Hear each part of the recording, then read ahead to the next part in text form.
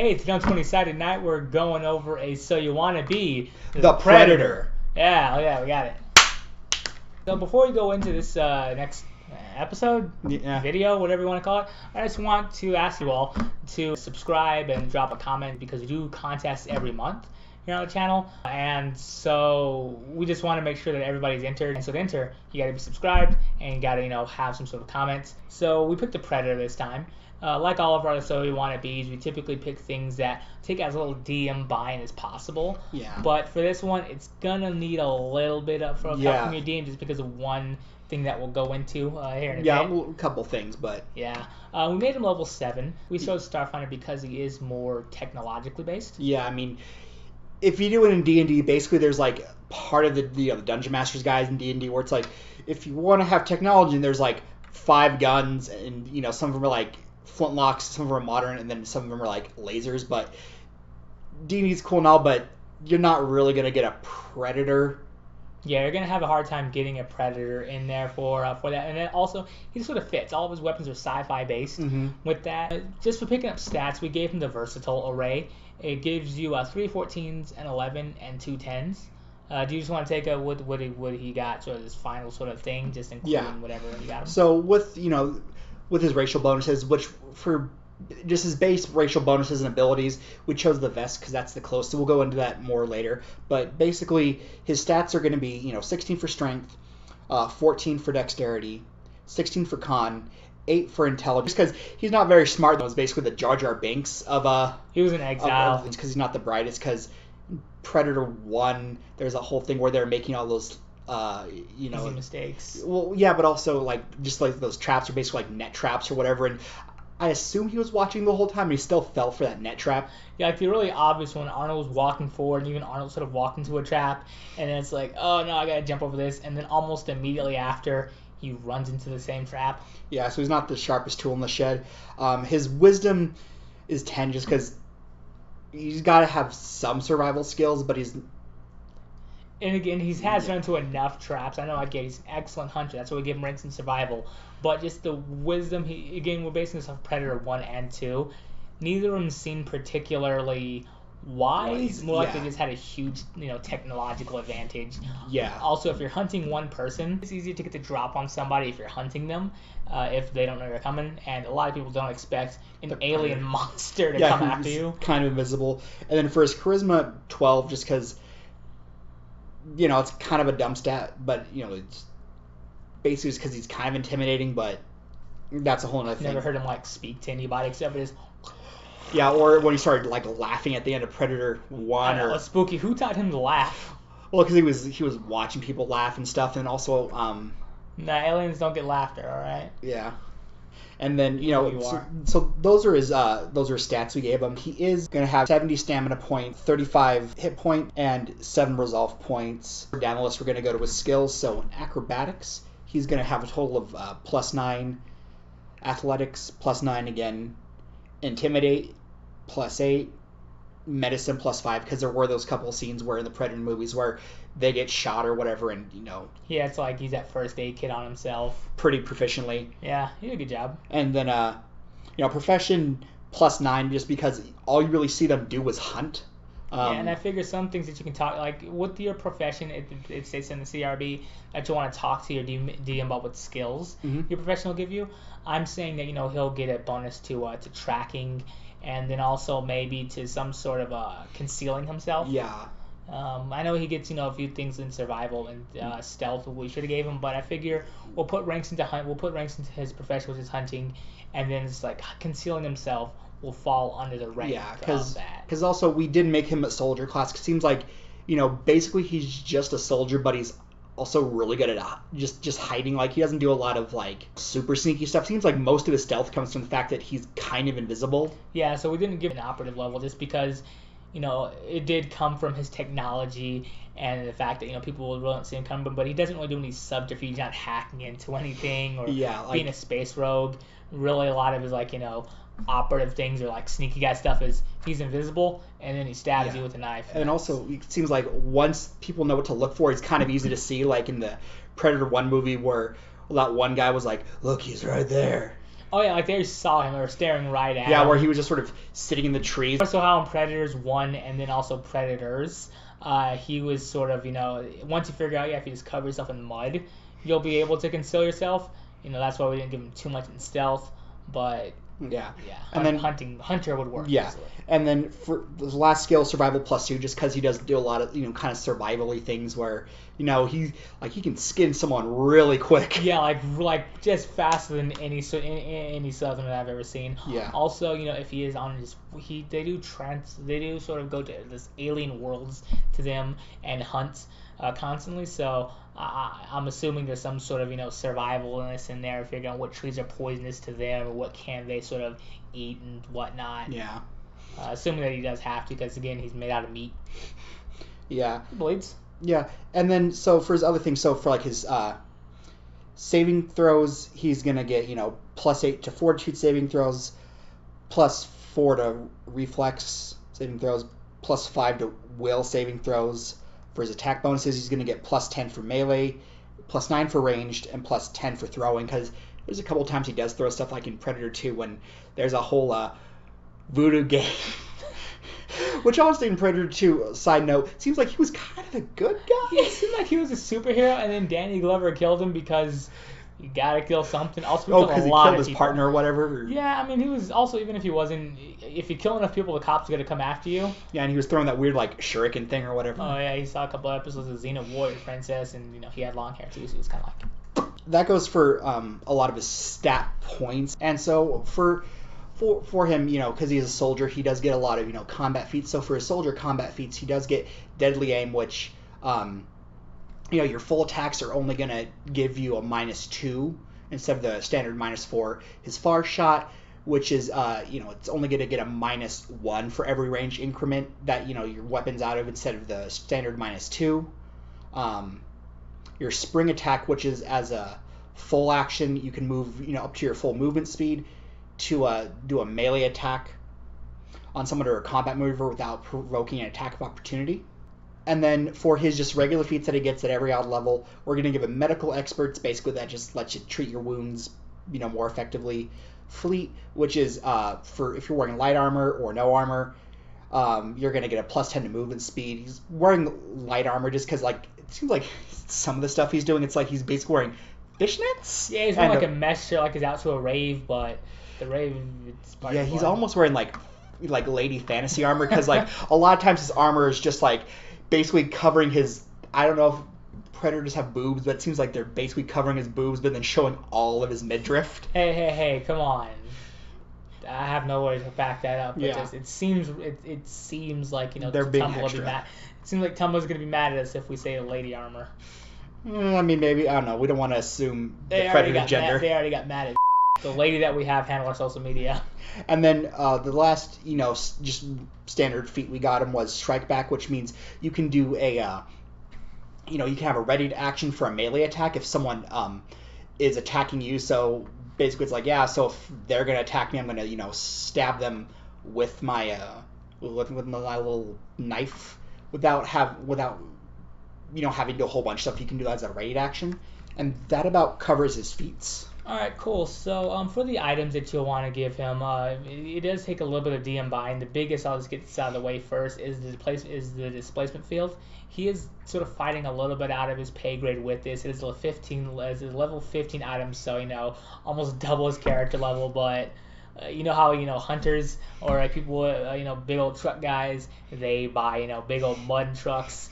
They'll pay $120,000 for a Ford F1 Super Duty with mud flaps and I don't know, a roll cage in case they roll. I don't know what truck people do, but the Predators, they really do seem like space rednecks. Yeah, they really do seem like the type that's gonna pay really high end to do some of the cool hunting stuff. So that's why it is 120,000 credits for this, which this is basically their Ford F1 Super Duty with the roll cage and the winch, I guess. I'm not a truck guy. Yeah, maybe you could talk to your DM about one thing we did sort of talk about is it seems like if any sort of moisture gets on him, his Predator field just starts sparking up real bad. So maybe talk to Jim hey, can we take down the price so it's something where if it's basically if it's if any more moisture on him than just the ambient moisture of Georgia gets on him, then displacement field goes away. Maybe knock that price down a bit, or even one thing that would be interesting here for that is he does have, like, say, to get to this displacement field,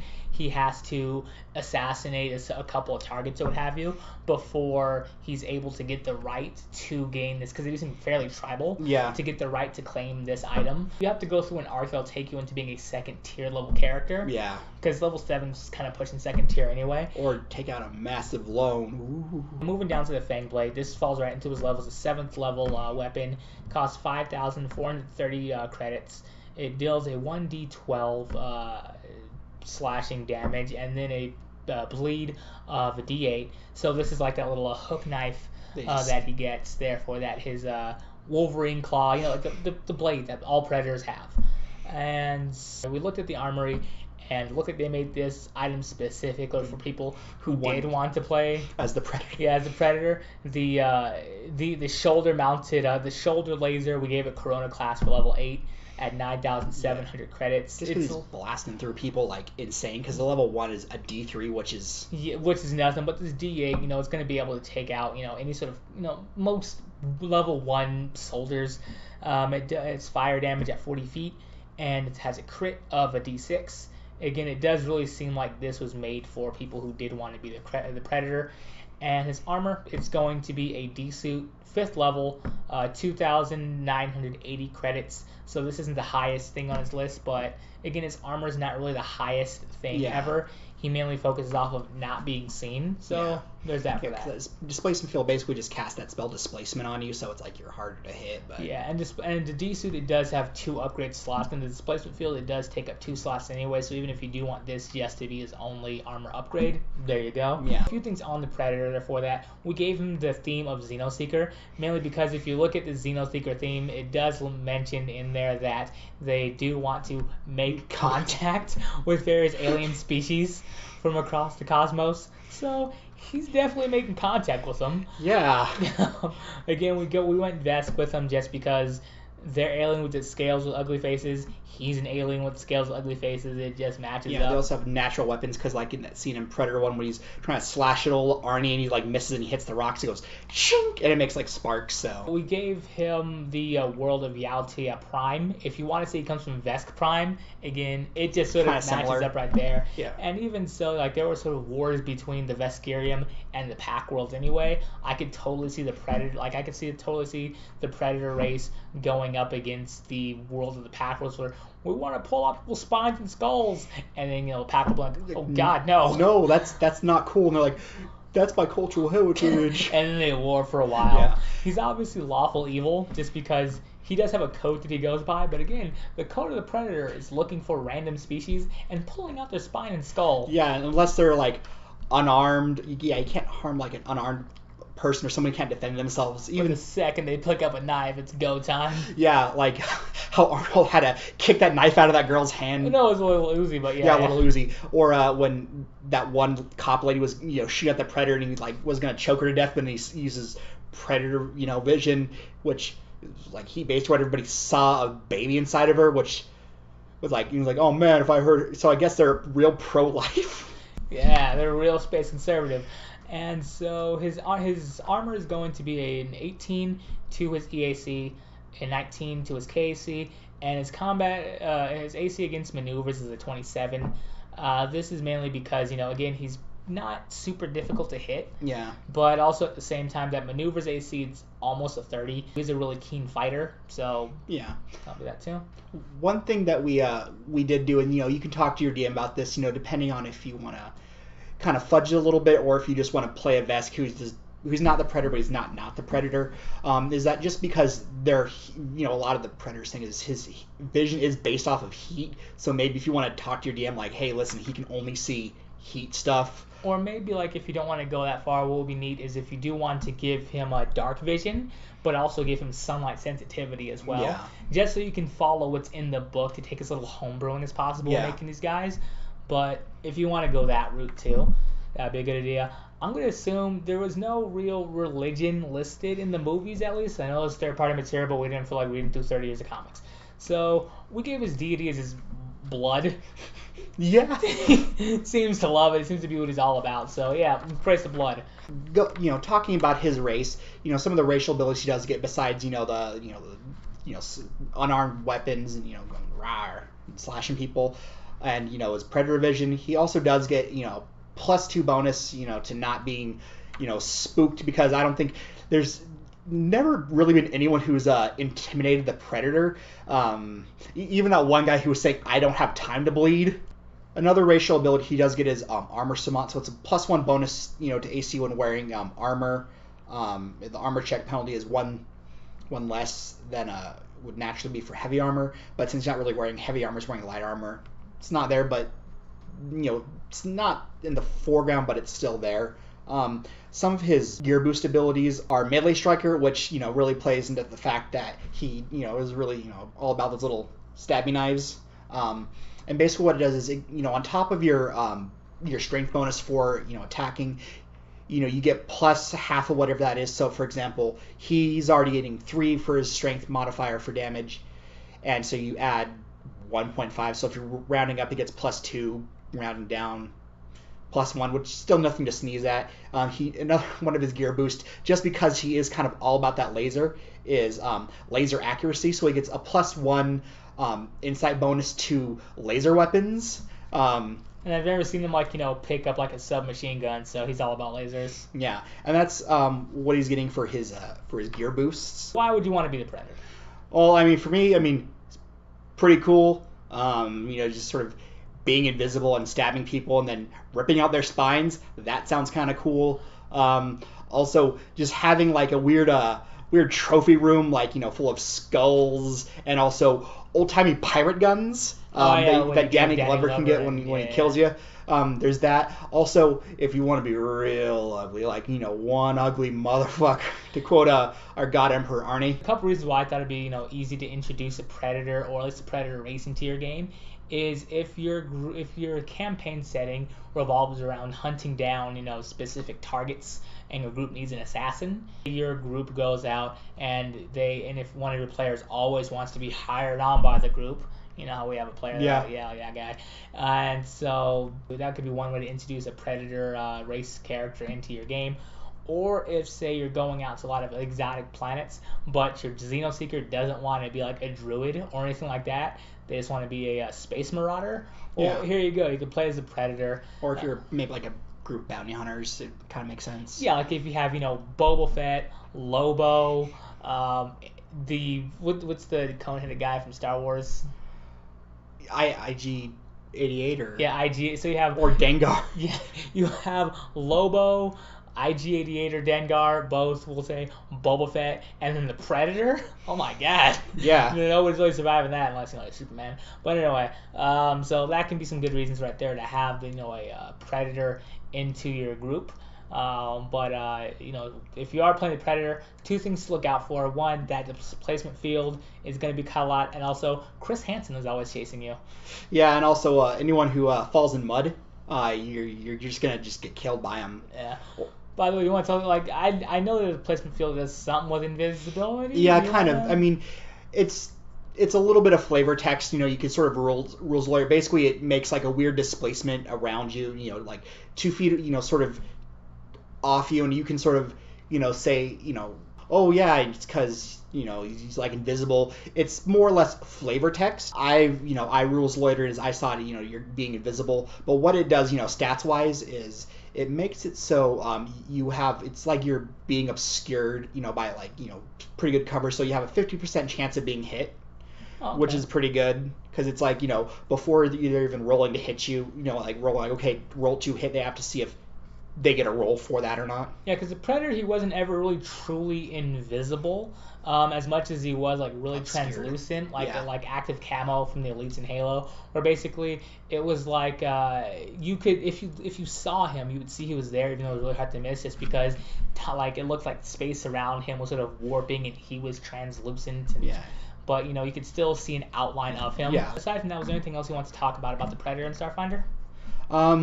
No, I think that about covers it for me. Well, that covers it about for me, too. Remember to like, share, and subscribe with your friends, and also drop a comment down below to be entered into our monthly giveaways.